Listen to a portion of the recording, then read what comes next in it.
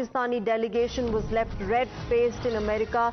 The US lawmaker has called out the fakery. Lawmaker exposed Pakistan's Jaish-e-Mohammed link. This is Brad Sherman saying to Pakistan, combat terror. Pakistan should do everything that it can to eliminate Jaish-e-Mohammed.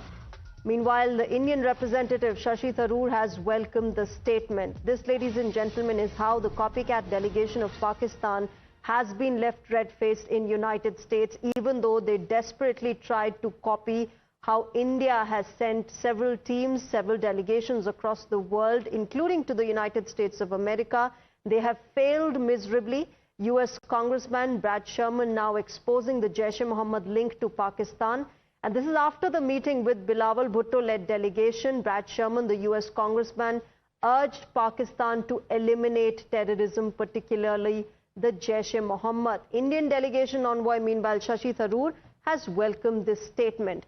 It's a huge embarrassment for Pakistan. It is also a huge embarrassment for Bilawal Bhutto, who is leading this delegation, because it is only after meeting them that Brad Sherman came up with this statement saying Pakistan should end all links with Jaish-e-Mohammed.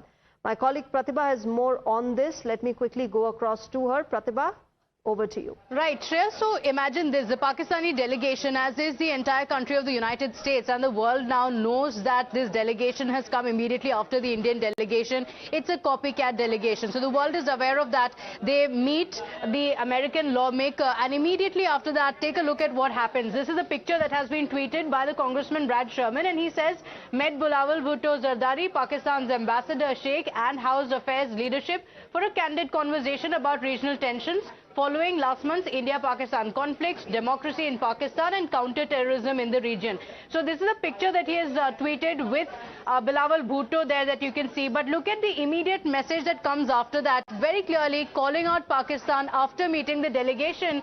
The Congressman Brad Sherman going on to say, I urge the Pakistani delegation to relay to the government the need to free Dr. Shakil Afridi, who continues to languish in prison. And then it goes on to speak about Pakistani delegation and the importance of combating terror. Now, look at that. The congressman here tells that Pakistan needs to do something about terror on its soil, saying, I emphasize to the Pakistani delegation the importance of combating terrorism, and in particular the group Jaish-e-Mohammed, who murdered my constituent Daniel Pearl in 2002. Pearl's family continues to live in my district, and Pakistan should do all it can to eliminate this vile group and combat terrorism in the region. And interestingly, also going on to say the protection of religious minorities in Pakistan remains an important issue. Christians, Hindus and Ahmadiyya Muslims living in Pakistan must be allowed to practice their faith and participate in the democratic system without fear of violence, persecution, discrimination or an unequal justice system.